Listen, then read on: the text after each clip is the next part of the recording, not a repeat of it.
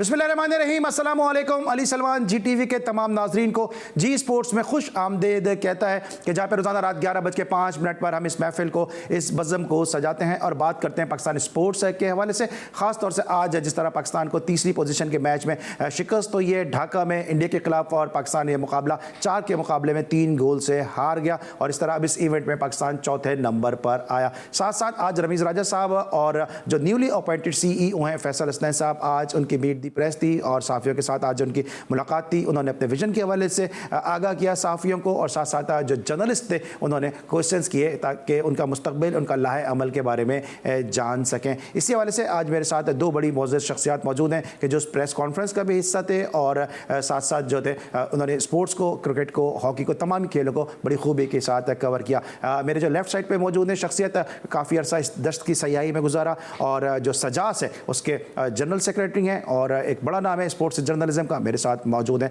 मोहम्मद असगर। कैसे हैं असगर? खैरियत से? अल्हम्दुलिल्लाह, आपकी दुआएं। थैंक यू सो मच, आपने टाइम निकाला हमारे शो के लिए। थैंक यू आपका कि आपने याद किया। और एक जो दूसरी शख्सियत मौजूद है, बड़े ज़बरदस्त क्रिकेटर रहे हैं जनाब, और जो हमारी जर्नलिस्ट बिरादरी हैं उसमें बड़ी ज़बरदस्त क्रिकेट खेलते हैं। हमारी जर्नलिस्ट बिरादरी के शाहिद आफरीदी हैं। जब जो हमारी टीम को मुश्किलात हुई और रन्स की ज़रूरत हुई तो एक ही शख्स था जो सामने आया और उसने परफॉर्म किया, और वो थे बदियुज़्ज़मा। आज हमारे शो कैसे हैं बदियुज़्ज़मा? अस्सलाम वालेकुम, वेलकम टू द शो। कैसे हैं सलमान भाई? इतनी बड़ी तारीफ कर दी है। मुझे तो ये लोग छक्के चौके की आप बात करें, मुझे तो कहते हैं कि सिंगल डबल करते रहो, क्योंकि मुझे कहीं विकेट पे खड़े रहना है। ठीक है, विकेट पे खड़े हैं, लेकिन आज जिस तरह हम रोज़ाना प्रोग्राम में बात करते हैं, पहले हमने बात की कल कि आबिद अली की तबीयत ख़राब थी और कोई ना कोई ऐसी सैड एक न्यूज़ होती है कि जो अनफॉर्चुनेटली हमारे शो का हिस्सा बन जाती है। तो अब जब हम शो करने बैठे हैं, अब से थोड़ी देर पहले एक बड़ी अफसोसनाक खबर मिली कि मेरे फेलो एंकर और बड़े ज़बरदस्त जो स्पोर्ट्स एंकर हैं, क्रिकेट एनालिस्ट हैं, क्रिकेट कमेंटेटर हैं और एक बड़ी ज़बरदस्त शख्सियत नसीम राजपूत, उनके वालिद साहब आज खालिक हकीकी से जा मिले।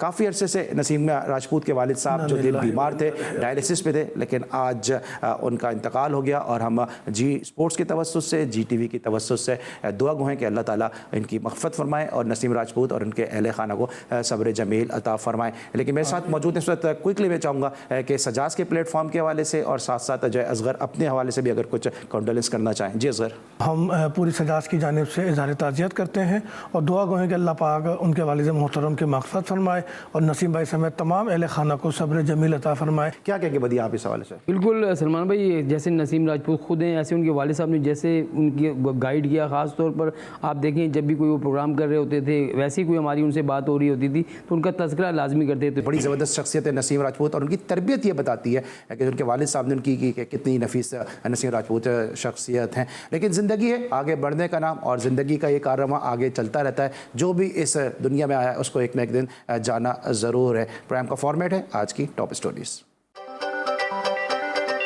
जनूबी कोरिया ने जापान को पेनल्टी शूट आउट पर शिकस्त देकर पहली मर्तबा एशियन हॉकी चैंपियंस ट्रॉफी जीत ली। तीसरी पोजीशन के मैच में भारत ने पाकिस्तान को शिकस्त दे दी। जब तक ऑस्ट्रेलिया को ऑस्ट्रेलिया में नहीं हराएंगे, चैन से नहीं बैठेंगे, चेयरमैन PCB रमीज राजा। ICC की नई T20 प्लेयर्स रैंकिंग जारी। कौमी कप्तान बाबर आजम एक बार फिर टॉप पोजीशन पर पहुंच गए और मोहम्मद हमजा ने अमेरिका में मुनक्किदा जूनियर अंडर-19 स्क्वॉश चैंपियनशिप जीत ली। जी नाज़रीन, आपने देखी आज की टॉप स्टोरी और सबसे पहले आपने देखा कि पाकिस्तान और इंडिया की टीमों के दरमियान जो तीसरी पोजीशन का मैच है खेला गया, वो 4 के मुकाबले में 3 गोल से इंडिया ने जीत लिया। लेकिन पाकिस्तान हॉकी की टीम ने बड़ी ज़बरदस्त खेल का मुजाहरा भी किया। मुकाबला तो दिल नातवा ने खूब किया। With a very good strike, it was saved by Christian Pathak. Another penalty corner for India. Very crucial from Ejaz Ahmed had he scored, and this was a great strike, and it was Abdul Rana. The next quarter attacking the other side. India were so lucky. Sumit with a great finish. The corner was awarded in favor of India, and there was a killer of a shot. Lalit with another attack towards the left-hand side. It was a tomahawk, and this is the goal that made the difference. Diving in and trying to narrow the angle, and this was a late comeback from Pakistan. How they went ahead. Rio Mauka got the second with one of the goals of the tournament. Take a bow, Jang Jong-hyun. Take a bow. What a player. जी कि नाज़रीन, आपने hockey के हवाले से देखा कि किस तरह से इंडिया ने पाकिस्तान को 4-3 से शिकस्त दी और तीसरी पोजीशन पे कब्जा हासिल किया, और पाकिस्तान जो अफसोसनाक अंदाज में कोरिया से सेमीफाइनल हारा, और शायद नहीं हारता अगर वो जो एक कम खिलाड़ी के साथ ग्राउंड में नहीं खेलता, और फिर पाकिस्तान ने छोटी छोटी गलतियाँ भी की जिसकी वजह से पाकिस्तान को कोरिया से सेमीफाइनल में शिकस्त हुई। असगर अजीम के साथ गुफ्तगू का आगाज़ करते हैं। असगर, किस तरह से देखते हैं आप इस पाकिस्तान हॉकी को, क्योंकि हम सब जब स्पोर्ट्स कवर करते हैं तो हॉकी पे इतनी ज़्यादा बात नहीं होती है, इवन पाकिस्तान हॉकी के प्लेयर्स को भी लोग नहीं पहचानते हैं, लेकिन अब जिस नहज पे हॉकी जा रही है, आपको लगता है, आप खुद भी आज हॉकी का एक इवेंट कवर करके आ रहे हैं दोनों, तो आपको लगता है कि हॉकी जो है वो फ्लरिश कर सकती है पाकिस्तान में? देखिए, हॉकी कभी ख़त्म तो नहीं हो सकती पाकिस्तान से। हमारा जो ट्रैक रिकॉर्ड है उस रिकॉर्ड के तहत हॉकी तारीख़ का हिस्सा है, और आने वाला वक्त मैं तो मायूस नहीं हूँ। ये जो इंडिया और पाकिस्तान के थर्ड पोजीशन का मैच था, ये दर हकीकत आप ये देखें कि तीसरी और 18वीं पोजीशन का मैच था, और जो खेल पाकिस्तान ने उस दबाव के बावजूद जो कि 18वीं पोजीशन की टीम पे होता है वो अगेंस्ट कोरिया पेश किया, और अगेंस्ट इंडिया जो हमने खेला है, और रिवायती हरीफ के अगेंस्ट तो आपको पता है हम कुछ ज़्यादा ही प्रेशर में हो जाते हैं, क्रिकेट ही क्यों ना हो। लेकिन मैं समझता हूँ पाकिस्तान टीम ने फील्ड में अच्छा कमबैक किया। आपने बिल्कुल सही कहा कि अगर कोरिया के अगेंस्ट गलतियाँ नहीं होती, और गलतियों के साथ साथ मैं समझता हूँ कि कोरिया के मैच से पहले जो मिड दी प्रेस किया इन्होंने जूम पे, वो भी गलत किया। उस वक्त टीम को उसकी ज़रूरत नहीं थी, और वो भी गलती थी। टीम को उसी हाल में रखना था। हमारे यहाँ ये जो सिस्टम चलता है ना कि अदर गेम्स में, कि अगर कोई अच्छी परफॉर्मेंस हो जाए तो फ़ौरन उसके वीडियो मैसेजेस आने लग जाते हैं, बड़े फ़ोन करने लग जाते हैं, इससे टीम अंडर प्रेशर में आती है। तो मैं समझता हूँ कि जो कोरिया के अगेंस्ट मिस्टेक हुई है उसमें कहीं ना कहीं टीम अंडर प्रेशर भी आई है। टीम अंडर प्रेशर भी आई, लेकिन इस वक्त मेरे साथ एक ऐसी शख्सियत टेलीफोन लाइन पर मौजूद है कि जब वो खेलते थे तो सामने वाली टीम अंडर प्रेशर हो जाती थी, और क्या खूबसूरत खेलते थे। फ्लाइंग हॉर्स समीउल्लाह हमारे साथ आज मौजूद हैं। We are very blessed that we have the legendary Samiullah sahab in our show. Samiullah साहब को खुशामदीद कहेंगे। अस्सलाम वालेकुम सर। वालेकुम अस्सलाम। समीर भाई, सबसे पहले तो बताइए कि आप किस तरह देख रहे हैं पाकिस्तान हॉकी के हवाले से, जो पाकिस्तान आज तीसरी पोजीशन का मैच भी इंडिया से हार गया, लेकिन कुछ लोग ये बात कर रहे हैं कि पाकिस्तान खेल बहुत अच्छा रहा है। पाकिस्तान जो है वो बड़ा अच्छा खेला जापान के खिलाफ, जिसने आज कोरिया को जो फाइनल खेला, और कोरिया ने यहाँ पे जो बड़े ज़बरदस्त खेल का मुजाहरा किया। दूसरी तरफ पाकिस्तान जो है वो इंडिया के खिलाफ भी अच्छा खेला, और साथ साथ जो है पाकिस्तान की हॉकी जो है वो बेहतर है, लेकिन रिजल्ट पाकिस्तान के हक में नहीं है। बिल्कुल ठीक बात है कि पाकिस्तान काफी अर्से के बाद अच्छा खेल रहा है, और मुझे खुशी हुई कि जितने मैच थे वो काफी बेहतर खेले। पहला मैच ड्रॉ भी किया, लेकिन इसके बावजूद अगर हम इंटरनेशनल देखें तो इंटरनेशनल स्टैंडर्ड बहुत बेहतर होता जा रहा है, और सख्त सख्त होता जा रहा है। उसमें बड़ी सख्त मेहनत की जरूरत है। तो अब हमें यही सोचना चाहिए कि हम एशिया की लेवल पर चौथे नंबर पे आए या तीसरे नंबर पे आए या फाइनल खेला।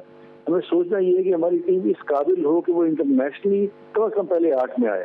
तो उसके लिए हमें बहुत मेहनत की जरूरत है। जैसे अब भारत को देखें कि वो चंद महीने पहले वो तीसरे नंबर पे थी, और अब इसमें देखें कि वो फिर एक एशिया और जो वर्ल्ड कप में देखें आप कितना फर्क है। ये चीज हमें दूर करनी चाहिए। लेकिन एक खुशाइन बात जरूर है कि पाकिस्तान इस टूर्नामेंट में बहुत अच्छा खेल रहा है, और चंद एक चीजें हैं जैसे पेनल्टी कॉर्नर बेहतर करना चाहिए, गोलकीपिंग थोड़ी बेहतर करनी चाहिए, और मिडफील्ड जो कंट्रोल है वो बेहतर कर रहे, तो मेरे ख्याल में हम बेहतर कर सकते हैं। अच्छा, बहुत से लोग ये बात करते हैं कि पाकिस्तान में अंडर एज हॉकी जो है वो इतनी ज़्यादा नहीं खेली जा रही, जिसकी वजह से पाकिस्तान को जो बैकअप टैलेंट है वो नहीं मिल रहा। ठीक है, ये तो हम अच्छा खेले, पाकिस्तान की नेशनल टीम है, लेकिन जो जूनियर सतह पे काम हो रहा है, क्या आप उससे मुतमईन है? बिल्कुल, आप ठीक कहते हैं। जो वो काम नहीं हो रहा है उसको होना चाहिए। खासतौर पे हमें ये जो कोच आए अभी हॉलैंड के, इनको चाहिए कि हम जूनियर टीम को उनके साथ ट्रेन करें, ताकि जो अभी जूनियर वर्ल्ड कप में हमारी जो 11वीं पोजीशन में आई, लेकिन उसके बावजूद खिलाड़ियों में टैलेंट है, उनमें से 5-6 खिलाड़ी जो हैं और उनको बेहतर कर सकते हैं, और हम सीनियर टीम का पूल बढ़ा सकते हैं। तो उस पर जोर दें, और हम ज्यादातर कोशिश यही करें कि अंडर 19 की हमें टूर्नामेंट करानी चाहिए, क्योंकि अभी 2 साल हैं। ये अगले महीने जो एशिया कप हो जाएगा उसके बाद 2 साल है हमारे पास टूर्नामेंट के लिए।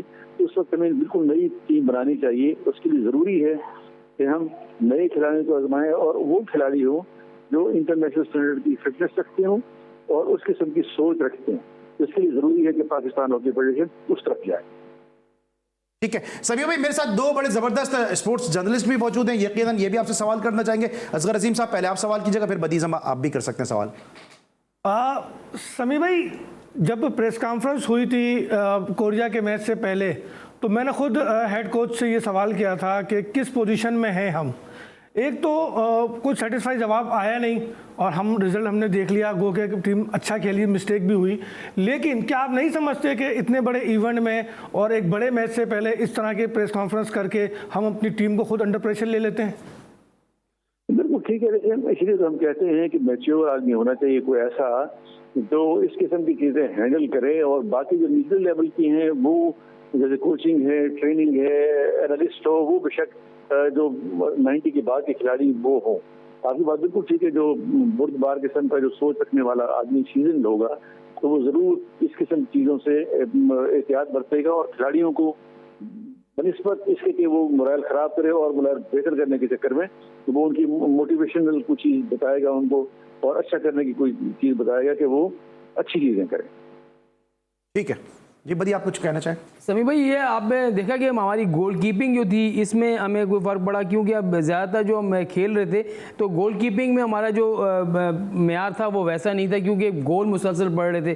क्या समझते हैं कि गोलकीपिंग के मेयार को सही करना पड़ेगा? कोई ऐसा कोच होना चाहिए जो ख़ास तौर पर गोलकीपिंग की कोचिंग करे ताकि जो है पाकिस्तान हॉकी सर्वाइव कर सके, क्योंकि अब मुसलसल जो हॉकी हो रही है, मॉडर्न हॉकी हो रही है और हम एशियन स्टाइल से ही वही खेले जा रहे हैं। बिल्कुल, जैसे मैंने पहले अभी कहा कि हमें इसमें और पेनल्टी कॉर्नर फ्लिकर कह लें या पुशर कह लें, उसके लिए हमें बड़ी मेहनत करनी पड़ेगी और गोल कीपिंग भी। बिल्कुल आप ठीक कहते हैं कि जैसे अहमद आलम हैं, उनको और मौका देना चाहिए कि वो आके इन नौजवान खिलाड़ियों को बताएं गोल कीपिंग कैसी होती है, क्योंकि आजकल अगर आप देखें तो 40% जो है गोल कीपिंग भी डिपेंड करता है, 40% जो है एफर्ट तो पेनल्टी कॉर्नर पर प्लेयर मतलब लेते हैं, उसमें बेनिफिट लेते हैं। अगर ये हम इन दो चीज़ों को ठीक कर लें तो मेरे ख्याल में विद इन एशिया तो हम बेहतर हो सकते हैं। लेकिन इंटरनेशनली हमें और बहुत सारी चीज़ें ठीक करनी पड़ेगी, खासतौर पर पोजीशन ऑफ द बॉल जिसको कहते हैं, और रोलिंग सब्स्टिट्यूट और ज़्यादा से ज़्यादा इस्तेमाल करें हम। और नौजवान खिलाड़ी को ये बताएं कि अगर हम आपको 5 मिनट के बाद बाहर निकाल लें तो इसमें कोई ऐसी बात नहीं है, हम 5 मिनट बाद फिर हम आपको डालेंगे।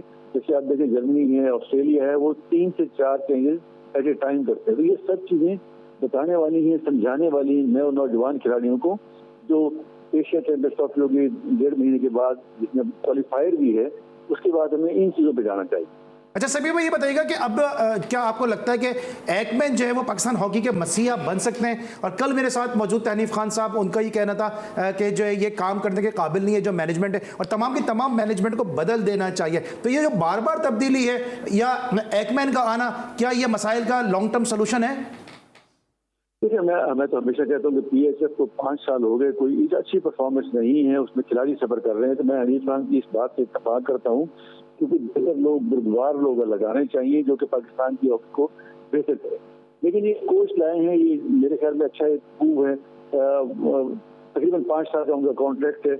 अगर उनको ले ही आए तो उनको पूरा सपोर्ट करना चाहिए और उनके साथ साथ हमारे अपने खिलाड़ी भी लगाने चाहिए ताकि वो उनको देखें कैसे होता है। क्योंकि ये जो डच हुए, ऑस्ट्रेलियन हुए, जो जर्मनी के लोग हुए, ये क्लब लेवल से शुरू करते हैं और फिर जाके कहीं ये नेशनल लेवल या डिवीजन लेवल पे जाके वो कोचिंग करते हैं। तो उसके लिए जरूरी है कि वो सब जानते हैं, साइकी जानते हैं, वो of the field, in the field जो है वो जानते हैं कि प्लेयर को क्या कैसे यूटिलाइज करना चाहिए, किस वक्त किस खिलाड़ी को डालना चाहिए। तो वो तो बेहतर रहेगा। लेकिन ये हनीफ खान की बात कहूँगा कि बहुत हो गई पाकिस्तान हॉकी फेडरेशन, अब तब्दील होनी चाहिए और चाहिए ये कि कुछ बेहतर लोग लगाने चाहिए जो हॉकी को बेहतरी के लिए। थैंक यू सो मच समी भाई, आप हमारे साथ मौजूद थे और पाकिस्तान हॉकी के हवाले से बात कर रहे थे। लेकिन अब हम बात करेंगे रमीज़ राजा साहब की उस प्रेस कॉन्फ्रेंस के हवाले से। फैसल हसनैन साहब जो CEO न्यूली अपॉइंटेड CEO हैं, आज उनकी मीट दी प्रेस थी, साफियों के साथ आज उनकी एक मीटिंग थी, मुलाकात थी, और अपने विजन के हवाले से फैसल हसनैन साहब ने और रमीज़ राजा साहब ने गुफ्तगू की है। क्या गुफ्तगू की है और इसके क्या असरात, क्या समरात, क्या इसके जो मुज़म्मरात हैं वो मुस्तकबिल में सामने आएंगे, इस पर बात करेंगे अपने दोनों मौजूद मेहमानों से एक छोटे से ब्रेक के बाद।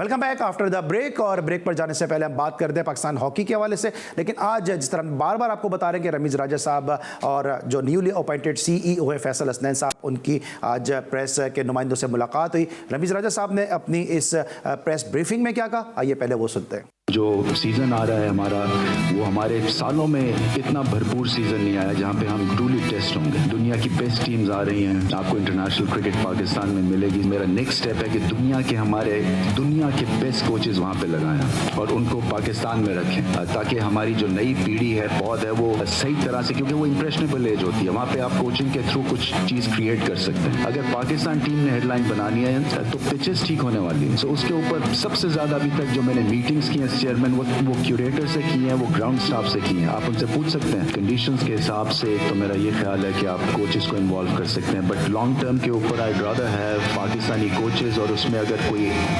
एक्सपर्ट चाहिए हो जो कि हमें बाहर से लाना होगा तो वो भी लेके आएंगे। सो इसके ऊपर मेरा ओपन है। मेरे कोई फिक्स्ड ये माइंड नहीं है कि कोई बाहर से आके हमारी चीज़ों को ठीक कर सकते हैं। जितने भी असिस्टेंट कोचेस हैं हमारी डोमेस्टिक क्रिकेट में, उन सबको क्यूरेटरशिप का कोर्स करवाएं, क्योंकि मैं देख रहा था वो बिल्कुल वेले बैठे होते हैं। मेरे लिए देखें, क्रिकेट सबसे ज़्यादा अजीज चीज़ है। ये कुर्सी की मुझे 1 इंच की परवाह नहीं है, इसलिए कि ये मेरा इंटरेस्ट है, तो मैं यहाँ पे आया हूँ और चीज़ें ठीक करके जाएंगे इंशाल्लाह।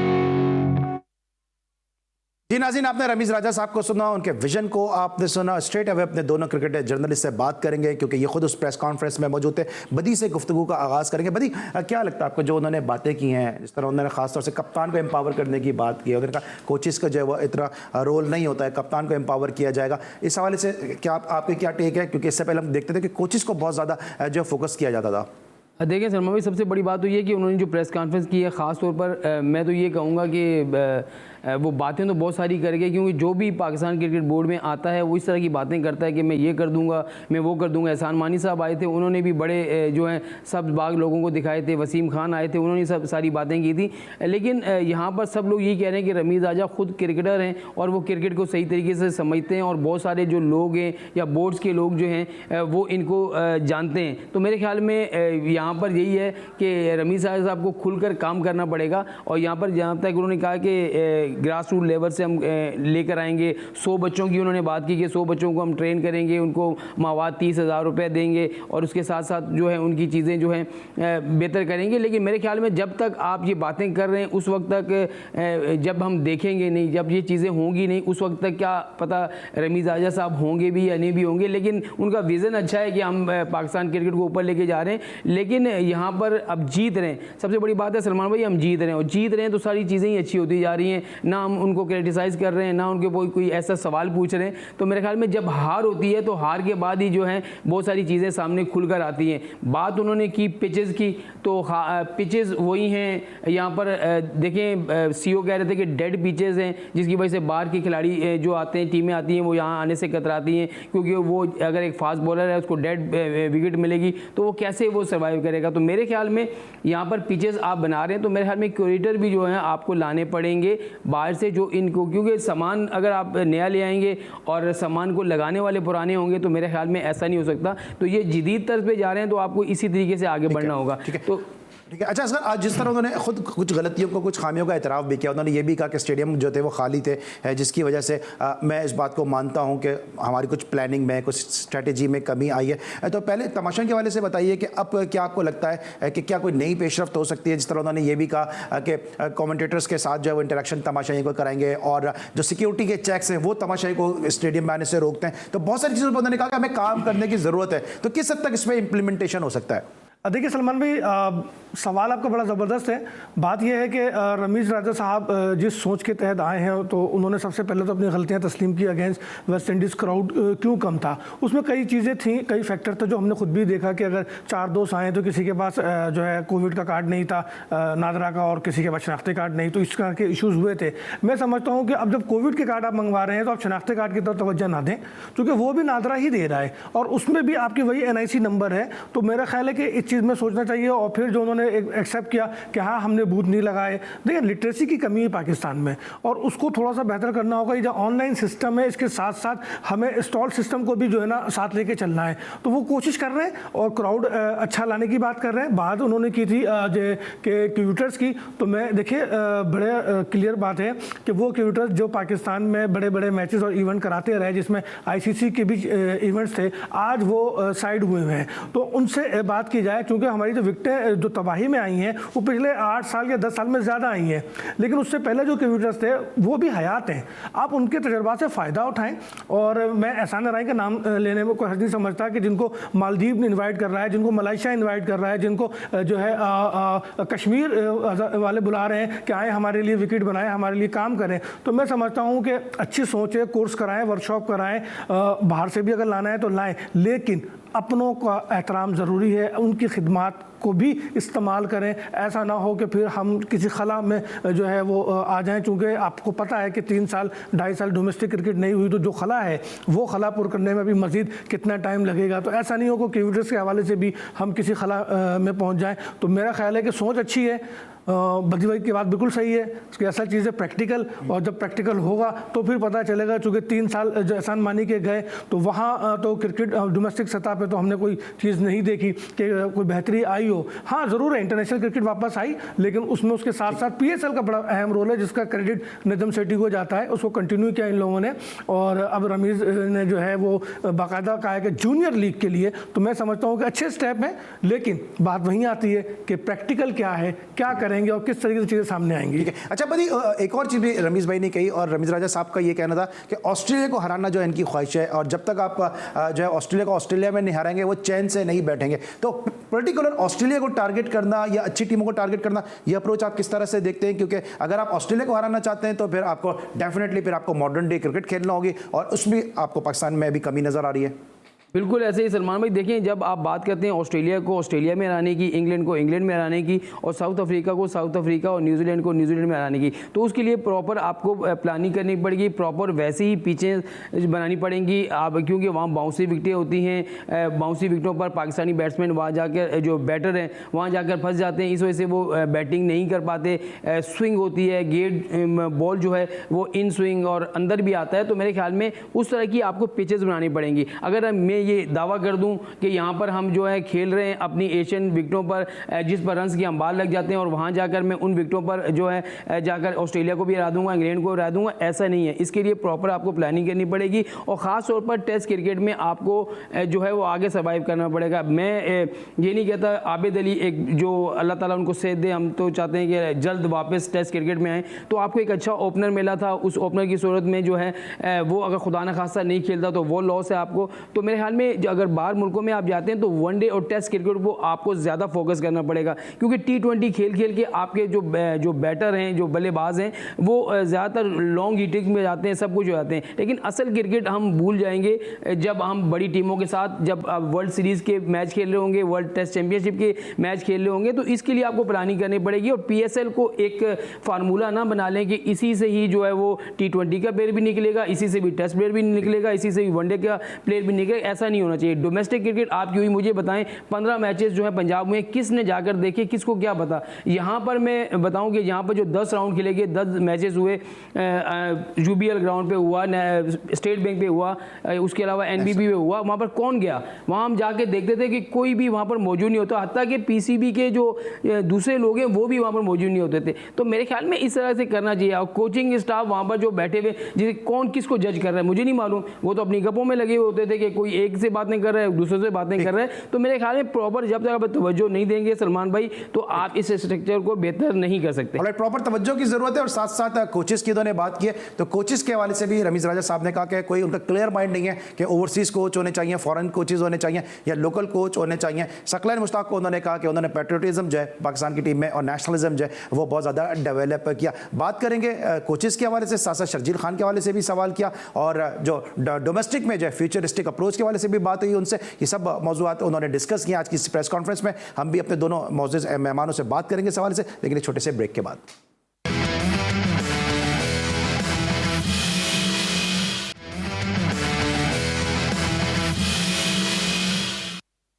Welcome back after the break. और ब्रेक पर जाने से पहले हम बात कर रहे थे रमीज़ राजा साहब की प्रेस कॉन्फ्रेंस के हवाले से, और रमीज़ राजा साहब ने कोचेस के हवाले से कहा कि कोई इनका क्लियर माइंड नहीं है कि फॉरेन कोचेज होंगे या लोकल कोचेज होंगे। असगर आपको इस गुफ्तगू से क्या लगा कि क्या रमीज़ राजा साहब के माइंड में चल रहा है? क्योंकि वैसे तो वो हमेशा वो फॉरेन कोचेस के हक में रहे। सलमान भाई, रमीज़ भाई ने हमेशा फॉरेन कोच की बात की, बिल्कुल की, लेकिन आज ऐसा लगा जैसे वो पार्ट टाइम कोच की बात कर रहे हैं। और कोई लॉन्ग टर्म पॉलिसी उनके पास कोचिंग के हवाले से नहीं है। वो चाहते हैं कि असाइनमेंट टू असाइनमेंट कोच दूं ताकि उस पर एक दबाव, एक प्रेशर रहे और रिजल्ट दे वो। ठीक है, ये तजर्बा कभी कभी तो कामयाब हो जाता है, लेकिन अमूमी तौर पे ये तजर्बा कामयाब नहीं होता, क्योंकि जब भी किसी भी शख्स को, भले किसी घर को भी चलाना हो, तो एक लॉन्ग टर्म उसकी एक पॉलिसी बनती है। एयर टू एयर बनाएं या 2 साल की पॉलिसी बना लें, या अपना महीने के राशन का एक जो है पॉलिसी बना लें कि मेरी इतनी आमदनी और मेरा राशन ऐसे चलेगा। तो बगैर प्लानिंग के मैं नहीं समझता कि कोचिंग जो है वो हमें लॉन्ग टर्म कोई फ़ायदा दे सकेगी। सकलेन की उन्होंने तारीफ़ की, बिल्कुल सकलेन भाई से मेरी पर्सनली भी रही है, और जब वो वेस्ट इंडीज़ के कोच थे तो उस दौरान भी मैंने उनसे बहुत कुछ देखा और उनसे बहुत सारी चीज़ें पूछी भी थी, पाकिस्तान टीम के बारे में पूछी थी। तो उनकी जो ऑब्जर्वेशन है और जो पाकिस्तान टीम पे उनकी नज़र है, अब हम देख रहे हैं कि उन्हीं पॉइंट्स पे वो काम कर रहे हैं। क्योंकि उस वक्त भी मैंने जब उनसे एक सवाल पूछा था T20 वर्ल्ड कप के दौरान कि जी आपने पाकिस्तान टीम को कोई टिप दी है, तो हंसने लगे, कहने लगे वो सुनते किसकी है। तो और अब मैंने कहा था मैच कौन जीतेगा, कहने लगे हम जीतेंगे, और वो जीत गए। तो ये बड़ी अहम बात है कि सकलेन को यकीनन मौका मिलना चाहिए। और अब जो उन्होंने रिजल्ट दिया है अपने टेम्परेरी जो एडहॉक कोचिंग के दौरान, मैं समझता हूँ उनका रिजल्ट अच्छा है।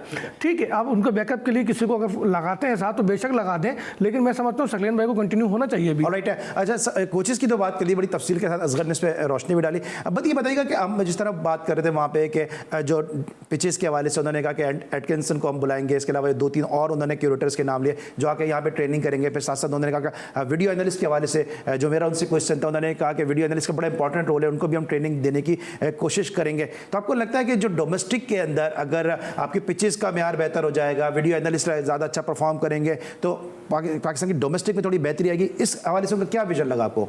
बिल्कुल, ये तो बात उन्होंने सही की कि डोमेस्टिक क्रिकेट में अगर आप पिचेस सही बनाते हैं, वहाँ पर पिचेस सही होंगी। देखें, अब सलमान भाई बार बार बात करनी पड़ती है कि 15 मैचेस पंजाब में खेले गए, 1 का रिजल्ट आया, 14 ड्रॉ हुए। और यहाँ पर आप देखें कराची में फिर भी पिचेस ऐसी थी, यहाँ पर मैचेस के रिजल्ट आए। तो मेरे ख्याल में आपको सबसे पहले पिचेस को सही करना पड़ेगा, और पिचेस जब सही होंगी तो आपको रिजल्ट मिलेंगे। आपकी क्रिकेट उसी पर फ्लो करती है जब बैट्समैन को पता हो कि मैंने रन्स करने और बॉलर्स को पता हो कि मैंने आउट करने। अब एक बल्लेबाज जो है 300 रन बना लेता है, दूसरा बॉलर जो है वो सारा दिन 60-60, 70-70 ओवर कर लेता है, लेकिन उससे विकेट नहीं मिलती, तो ये उसके लिए परेशानी होती है। मेरे ख्याल में ये उनका विज़न होना चाहिए कि ख़ास तौर पर ये बातों की हद तक नहीं, आपने अगर काम करना है, चाहे आपने ऑस्ट्रेलिया से मिट्टी मंगानी है, इंग्लैंड से मिट्टी मंगानी है, या बाहर से कोरिटर मंगाने हैं, तो यहाँ पर मंगाएं और उनको उस पर काम करें, ताकि अगर पता चले कि आप बातों में 2 साल गुजार देंगे तो आपकी क्रिकेट कहाँ खड़ी है। आपने साथ साथ कहा ना, उन्होंने हाइब्रिड पिच की बात भी की, जिसपे उन्होंने खुद बताया कि पहले मिट्टी की लेयर होती है, उस पर घास, उस पर सी दी जाती है। तो हाइब्रिड पिचेस क्या पाकिस्तान में बेहतर पिचेस का जो है वो एक सोल्यूशन हो सकता है? देखिए, यहाँ के तो सबसे बड़ी बात है सलमान भाई, यहाँ के मौसम देखना पड़ेगा, यहाँ की कंडीशन देखनी पड़ेगी। वहाँ की जो बाहर की इंग्लैंड और ऑस्ट्रेलिया की कंडीशन है वो मुख्तलिफ होती है। क्यों? ज़्यादातर वहाँ पर धूप नहीं निकलती, कम धूप होती है। यहाँ पर जो है वो मई, जून और जुलाई में तो ऐसी कंडीशन होती है, अगर आप इस तरह की विकेटें पिचेस बनाएंगे तो मेरे ख्याल में थोड़ी सी प्रॉब्लम हो सकती है। लेकिन कुछ सोच के ही उन्होंने किया होगा, शायद फिर उनको मशवरे करने पड़ेंगे कि किस सीज़न में ये विकेट पिच लगाई जाए, ताकि जब भी कोई ऐसा इंटरनेशनल टूर हो, चाहे बड़ी टीमें यहाँ पर आ रही हो, तो उसको किस तरीके से हमें इस्तेमाल करना। अच्छा सर, जो टेंटेड प्लेयर हैं, खासतौर से शर्जील खान के हवाले से सवाल हुआ, शर्जील खान का आप क्या मुस्तकबिल देख रहे हैं? क्योंकि खुद मेरे ही शो में रमीज़ राजा साहब ने, जब वो चेयरमैन PCB नहीं थे, उस वक्त उन्होंने कहा था कि टेंटेड प्लेयर के तो कटआउट भी नहीं होने चाहिए, कि जिन्होंने मुल्क को डैमेज किया हो, आप उनसे कमेंट्री भी करवा रहे हैं, उनके कटआउट भी लगा रहे हैं। अब आपको क्या लग रहा है कि खुद वो पावर में, तो क्या शर्जील खान और इन जैसे दीगर जो प्लेयर हैं उनका कोई मुस्तकबिल है? देखिए, ये बातें अब जिन प्लेयर को सज़ा के बाद आप ले आए फील्ड में, तो मेरा ख्याल है कि अब उनका हक बनता है कि वो अपनी परफॉर्मेंस पे खेलें। और शर्जील जो है उसको परफॉर्म करना होगा, अपनी फिटनेस पे भी तवज्जो देनी होगी, क्योंकि अब जो हमारी क्रिकेट है वो, अगर हम ऑस्ट्रेलिया को शिकस्त देने जा रहे हैं तो इस बॉडी से तो हम शिकस्त नहीं दे सकते। हमें अपनी परफॉर्मेंस को और अपनी फिटनेस को बेहतर करना होगा। और जिन प्लेयर पे, अगर देखिए पॉलिसी बनती है एक बार, जब अगर किसी पे पाबंदी लगानी है तो फिर किसी को अनोखा लाडला ना बनाया जाए। और हुआ है माजी में कि हमने आमिर को अनोखा लाडला बना दिया और उसको लेकर आ गए, फिर हम कुछ दिनों के बाद जो है उसको सलमान को लेकर आ गए, फिर हमने बहुत तंग करने के बाद जो है डोमेस्टिक में हम जो है आसिफ को लेकर आए। तो फिर ये चीज़ें नहीं होनी चाहिए, एक पॉलिसी होनी चाहिए, एक डायरेक्शन होनी चाहिए, और वो जो है पब्लिश हो जाए कि जी ये चीज़ है। अब इसके बगैर जो है ना हमारी टीम जो है इसको फॉलो करेगी, और इसके अगेंस्ट जाता है तो हम उसको फॉलो नहीं कर सकते, उस लड़के को सपोर्ट नहीं करेंगे। लेकिन होता क्या है कि चूँकि पाकिस्तान में हर जगह पॉलिटिकली इन्वॉल्वमेंट होती है, कहीं ना कहीं से किसी की सिफारिशें आ जाती हैं, कुछ हो जाती हैं। मुझे अच्छी तरह याद है जुल्करनैन का इशू जब कामरान के साथ ब्रदर्स के साथ हुआ था, तो उसमें उस वक्त वज़ीर दाखिला इन्वॉल्व हुए थे, अपने रेस्टोरेंट में बैठ के उन्होंने सारे मामला हल कराए थे। तो ये चीज़ें फिर क्रिकेट को नुकसान देती हैं। तो एक पॉलिसी बनाएं, ठीक है, अगर आप कहते हैं कि भी मैच फिक्सिंग में ये मुलविस रहा या ये रहा, हम उसको नहीं खिलाएंगे, तो A to Z सबको बाहर कर दें। तो पॉलिसी में यूनिफॉर्म होनी चाहिए। कुछ कहना चाह रहे हैं बदी आप? देख अजहर भाई ने बहुत अच्छी बात की। देखिए आप अगर आप ये एक पॉलिसी बनाएंगे ना कि इसने फिक्सिंग की, इसने कोई गलत हरकत की, इसको टीम में नहीं होना चाहिए, प्रॉपर नहीं होना चाहिए। अभी मिसाल ले लें ऑस्ट्रेलिया की जो कैप्टन था टिम पेन, उसने जो क्या किया, उसकी सोशल मीडिया पे ऐसी बातें हुई, वो सिर्फ ऐसे था कि एक ऐसा केस था जिसमें वो मैसेज का तबादला कर रहा है, लेकिन ऑस्ट्रेलियन क्रिकेट बोर्ड ने एक्शन लिया, उसको ना सिर्फ कप्तानी से हाथ धोना पड़े बल्कि टीम से भी आउट हुआ। तो ऐसे डिसीजन आप लेंगे, ये नहीं समझे कि अगर बड़ा प्लेयर है तो उसकी जाने से हमें फर्क पड़ेगा, इससे कुछ नहीं होता। जब आप डिसीजन लेंगे तो हर प्लेयर जो है डरेगा, उल्टा काम करने से भी हर प्लेयर डरेगा भी इस तरह की हरकत करने से। ठीक है, ऑलराइट। ये तो बात की हमने रवींद्र राजा साहब के हवाले से, इब्तिदा हमने हॉकी से की थी, बात की क्रिकेट के हवाले से, लेकिन आज स्क्वाश में पाकिस्तान ने बड़ी ज़बरदस्त कामयाबी हासिल की और पाकिस्तानी नौजवान खिलाड़ी जो स्क्वाश का इवेंट जो है अमेरिका की चैंपियनशिप में जीतने में कामयाब हुए। इस हवाले से रिपोर्ट तैयार की गई है, आइए देखते हैं।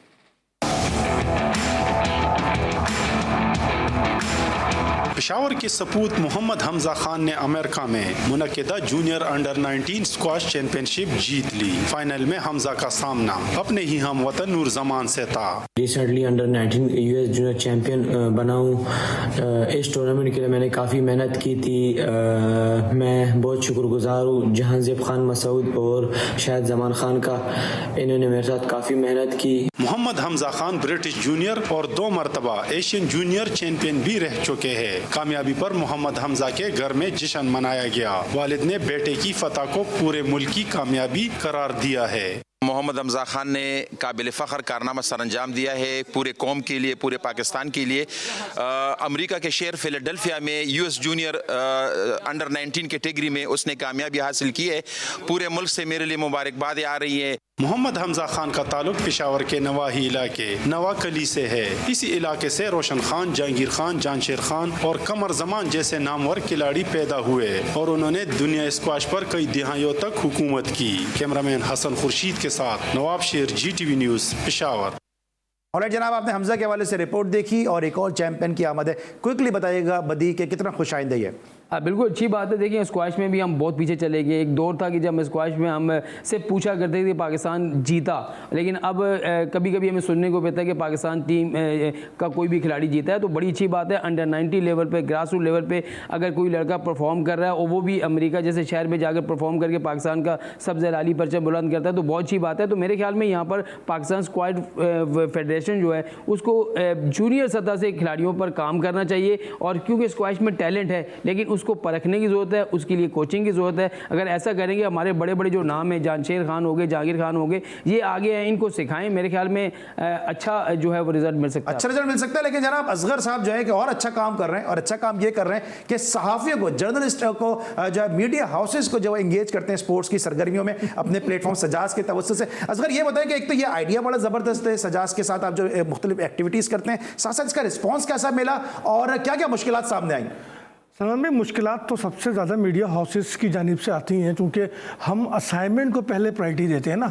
जॉब सिक्योरिटी हमारी पहली होती है, असाइनमेंट पहले होता है। तो मैं तो सबसे ज़्यादा शुक्रगुजार हूँ उन 250 मीडिया हाउसेस के साथियों का जिन्होंने इस इवेंट में हिस्सा लिया और साथ साथ अपने असाइनमेंट भी कवर किए और कोई शिकायत नहीं आने दी। और वो मीडिया हाउसेस जिन्होंने इसको कवर किया और इसके साथ इन्वॉल्व भी हुए, चूँकि 10 टीमें अगर इन्वॉल्व होंगी तो 10 टीमों में 15 लड़के टीम से है, तो आप सोचें कि कितने प्लेयर जो है वो क्रिकेट में इन्वॉल्व हुए, फिर बैडमिंटन में, फिर स्नोकर में, टेबल टेनिस में, बड़े, फिर फुटबॉल में, हॉकी में, आर्म रेसलिंग में। तो बड़े अच्छा फेस्टिवल रहा हमारा और शुक्रगुजार उनका भी है जिन्होंने किसी न किसी हद तक, किसी न किसी शक्ल में जो है हमारी हेल्प की। हम आप दोनों के बहुत मशहूर हैं कि आपने टाइम निकाला। बदी आपका बहुत बहुत शुक्रिया, असगर आपका बहुत बहुत शुक्रिया कि आज आप सुबह से बिजी हैं। रमीज़ राजा साहब के साथ मुख्तलिफ वेन्यूज़ पर भी गए, प्रेस कॉन्फ्रेंस भी आपने कवर की, लेकिन उसके बावजूद रात के इस पैर आपने जी स्पोर्ट्स के लिए वक्त निकाला। आपका एक दफ़ा फिर शुक्रिया अदा करते हैं। नाज़रीन, आज के लिए बस इतना ही। इंशाल्लाह कल रात 11:05 पर एक दफ़ा फिर होगी आपसे मुलाकात। उस वक्त तक के लिए अली सलमान और पूरी प्रोडक्शन टीम को इजाज़त दीजिए। अपना बहुत ख्याल रखिए। अल्लाह हाफ़िज़।